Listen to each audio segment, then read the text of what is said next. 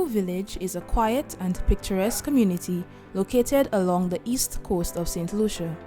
With just over 1,000 households, the district is snuggled between Dennery to the north and Vieux-Fort to the south. In the 2010 population census, Micoud was confirmed to be one of the poorest communities on the island. However, the community continues to grow steadily, both in population and economic activity.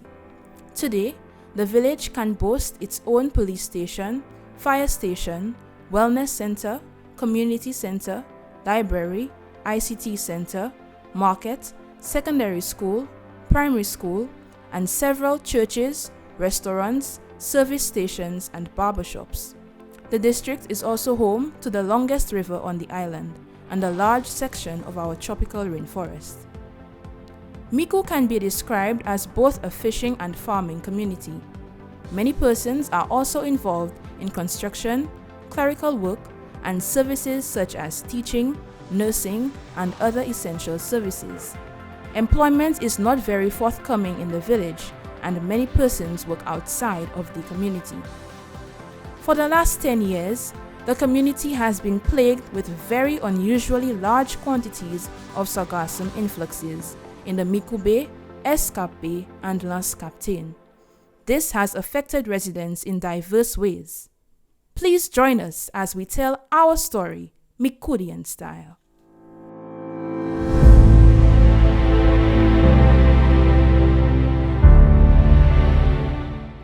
The people of Micoud are ready to tell all. Mamai Micoud is super way. As a young person, I think that the seaweed in our community, it has affected us. I would say our health. A lot of people get sick or they are allergic to it. I believe the government has been doing a great work so far, and we can continue doing that, and I believe everything will go well. Everywhere have seaweed, because I see even though they take out the seaweed, the seaweed coming back. Every time if it comes down, they can have many people can clean it before it returns shore. It will be easier for everybody because about the smell. The smell is ridiculous to everybody. Sometimes at my home and I can't even stand the smell. I think it as it's just like some acid. I just smell at my home and it's really bad. I don't know what could be done about that, because this thing sometimes comes in so fast to the day. The moment government try and get some tons of that out there, is right away you have a next set coming in. And this thing is so toxic. Electronics, this thing taking a strong thing on electronics, spoiling everybody, like TVs, stereos, even refrigerators. It actually does eat up the copper, having the gas to leak in the back, run you.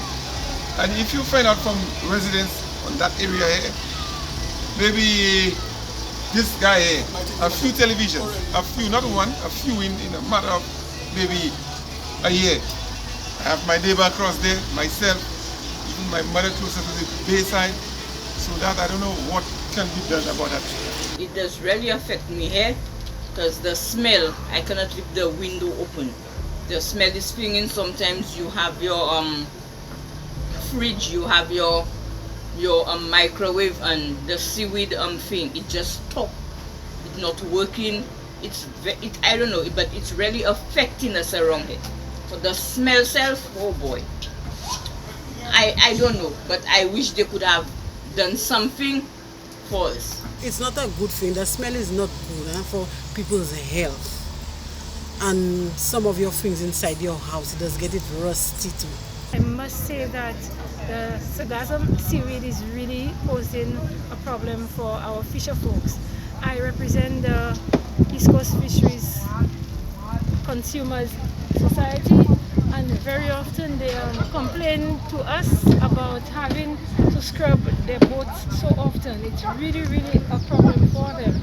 Very often they are not able to get to the sea because it is so firm, it gets really, really solid, and they cannot even shift boats at them. The boats are like seized in the water, and it's really, really posing a problem for them. those fisher folks who actually rely so heavily on the income from the fishing industry. We can go at my home and I do have no appliance at my home. None of them not working, just because of the city.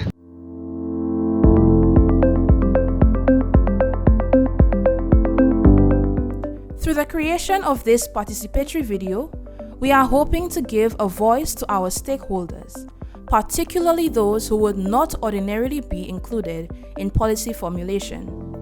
This was really a fun and exciting way to share our views with our target audience, in this case, our parliamentary representative.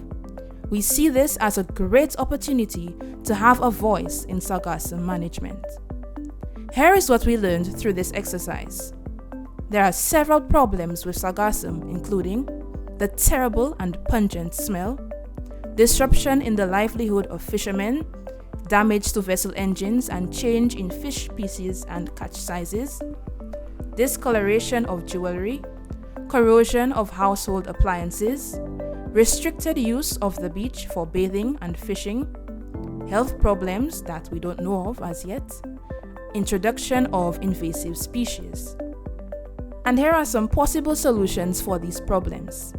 Build the Micoud fishers a jetty, access to sustainable financing for collection and cleanup, collect the sargassum out in the open ocean before it reaches the shore, use the sargassum for fertilizer or composting, conduct research to determine alternative uses of sargassum, incorporate community members in cleanup activities, and develop a community sargassum management plan.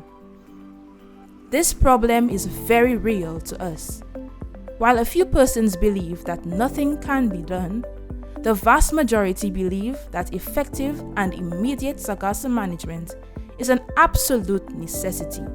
Remember, we are the ones who are most adversely affected by sargassum strandings, as we are the ones that live with it every day.